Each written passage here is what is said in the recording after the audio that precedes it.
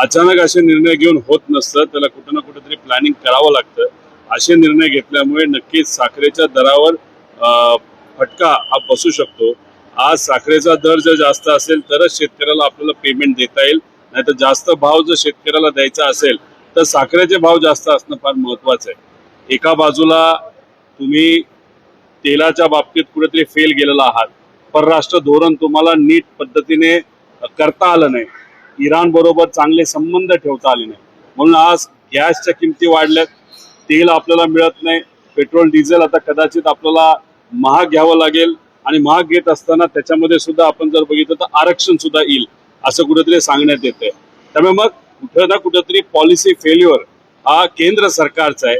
मात्र या सगळ्या गोष्टी कोणाच्या माथ्यावर मारल्या जात आहेत तर सामान्य लोकांच्या माथ्यावर मारल्या जातात.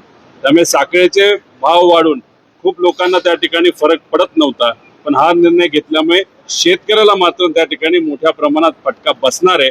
कारण इराण आणि अमेरिका या सगळ्यांच्या वादामध्ये फर्टिलायझरचे रेट सुद्धा खूप मोठ्या प्रमाणात वाढलेले आहेत. आता त्याच्यामध्ये सुद्धा शेतकऱ्याला फर्टिलायझर खत हे महाग घ्यावं लागतं, दुसऱ्या बाजूला साखरेचे भाव कमी आणि मग उसाला भाव द्यायचे कसे असा मोठा प्रश्न त्या ठिकाणी निर्माण होणार. एथेनॉलच्या बाबतीत सुद्धा आपण जर बघितलं तर मोठ्या प्रमाणात एथेनॉल हे शुगर इंडस्ट्रीला बनवलेलं आहे, पण दुर्दैव असं ज्या टक्केवारीमध्ये ज्या कॅपॅसिटीमध्ये ऑइल कंपनीने ते घेतलं पाहिजे ते मात्र त्या ठिकाणी न घेतल्यामुळे त्याच्यामध्ये सुद्धा शुगर इंडस्ट्रीचा खूप मोठा तोटा आज होत आहे.